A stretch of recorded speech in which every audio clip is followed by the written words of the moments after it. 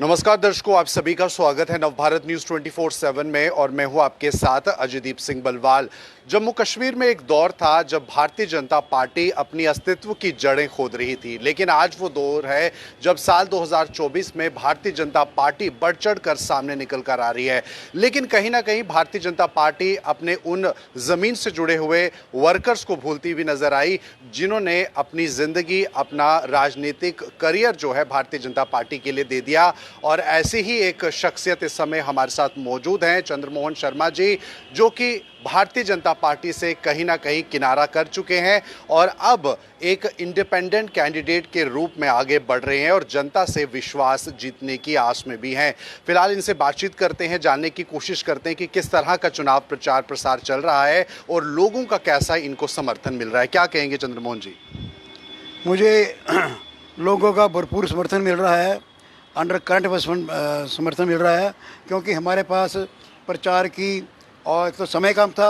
17 तारीख को हमें ये चुनाव निशान मिला है और पॉलिटिकल पार्टियां, रिकग्नाइज पॉलिटिकल पार्टियां 2 महीने पहले से प्रचार कर रही हैं। समय कम मिल रहा है, उसके बावजूद लोगों का बड़ा भरपूर समर्थन मिल रहा है। मैंने जो अपने मुद्दे दिए हैं लोगों को पसंद आ रहे हैं।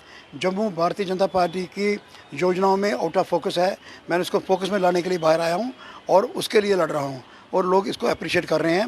लोगों को भारतीय जनता पार्टी के अब के जो जम्मू ईस्ट के उम्मीदवार हैं उनसे बड़ी निराशा है। उनको लगता है कि एक क्वालिफाइड आदमी, एक्सपीरियंस आदमी को छोड़ के आपने एक ऐसे आदमी को दिया मैंडेट जो जम्मू की बात रख ही नहीं सकता है। तो लोग निराश हैं उनसे और अंतरात्मा से काम लेके लोग हमें समर्थन करेंगे। मेरा चुनाव निशान टार्च है और टार्च का नंबर 9 नंबर है उसमें मशीन में, तो 9 नंबर का बटन दबाएं तो मुझे कामयाब करें। आपको लगेगा हमने जम्मू को कामयाब किया है। जी, जम्मू का भविष्य है उसमें। जी चंद्रमोहन जी, एक समय था जब लोग नेता को देखकर वोट देते थे और आज भी अगर बीजेपी की बात करें तो प्रधानमंत्री मोदी वो शख्स हैं जिन्हें सोचकर लोग वोट देते हैं। और लोकसभा चुनावों में भी हमने देखा कि किस तरह से जो कैंडिडेट्स थे वो प्रधानमंत्री मोदी के नाम पर भी वोट मांगते हुए नजर आए। ऐसे में अब आपका बीजेपी से दामन छूट चुका है, आप अपने बलबूते पर लोगों के बीच जा रहे हैं। क्या लगता है आपको कि नाम को लेकर लोग आएंगे आपके पास या फिर आपके जो काम है उन्हें लेकर आएंगे? पहले मैं एक शेर सुना लूँ आपको जी। हर राह गुजर पे दिया जलाना है मेरा काम, तेवर क्या है हवाओं के मैं देखता नहीं। बड़ी बड़ी पॉलिटिकल पार्टियां हैं, पानी की तरह पैसा बहा रही हैं, पर मुझे अपनी सच्चाई पे, अपनी ईमानदारी पे और लोगों का मेरे पर जो विश्वास है उस पर विश्वास है। और इस वक्त मैंने छोड़ी बीजेपी। जब प्रधानमंत्री इतनी पॉपुलर है, प्रधानमंत्री पॉपुलर है, जब पार्लियामेंट की बात आती है लोग वोट देंगे। आपने यूपी में देख लिया, लोग एक मोदी नहीं ढूंढते, हर कदम पे मोदी ढूंढते हैं। क्या यहाँ के कैंडिडेट मोदी हैं? ये 18 घंटे काम करते हैं?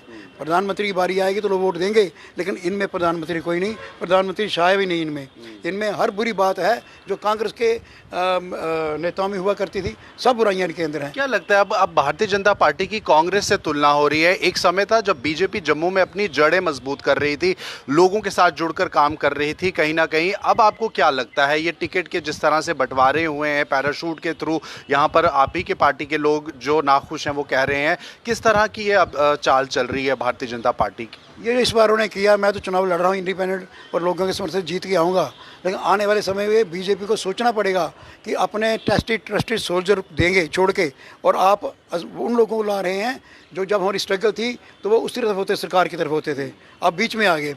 तो जब ये सरकार बनने वाली हुई तो आगे आगे बैठ गए।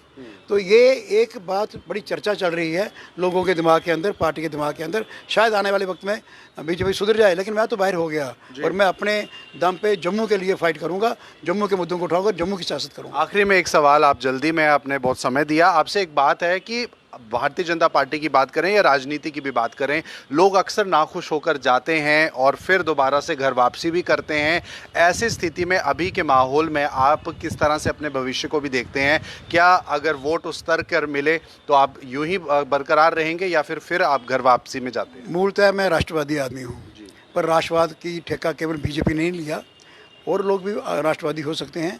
हम इस बार कोई जम्मू के लिए क्या सियासत हो सकती है उस पर विचार करेंगे, अभी विचार नहीं किया, इलेक्शन के बाद विचार करेंगे। चलिए, धन्यवाद। तो इनका बहुत बहुत समय इन्होंने हमें दिया, धन्यवाद। फिलहाल आप इस इंटरव्यू को लेकर क्या राय रखते हैं ज़रूर कमेंट बॉक्स में साझा कीजिए।